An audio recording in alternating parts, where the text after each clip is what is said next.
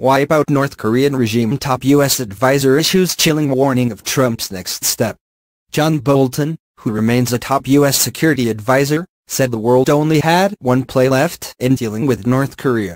This follows remarks from U.S. Secretary of State Rex Tillerson and the South Korean government that diplomatic efforts have not been exhausted yet.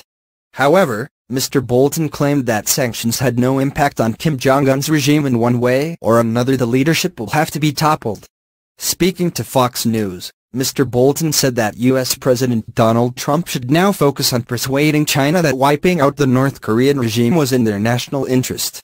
He told the U.S. broadcaster, "These threats will only grow worse next year, especially with both China and Russia trying to two-time us this week. I don't think North Korea will ever voluntarily give up their nuclear program. Enormous pressure through sanctions has not slowed down the regime at all.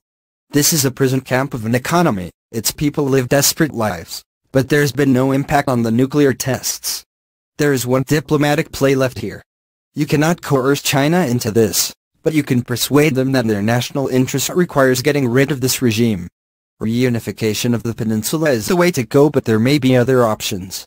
As long as this regime stays in place, you will have a nuclear threat, not just in Asia, but they are capable of selling it to anyone around the world, be it Iran, ISIS, Al-Qaeda."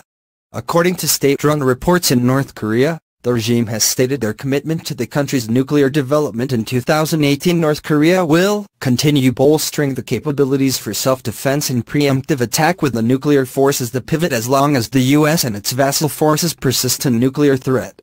Throughout the past year, North Korea has conducted a series of ballistic missile tests, despite constant criticism from the West and trade sanctions. North Korea has called the latest UN sanctions an act of war and said the United States and other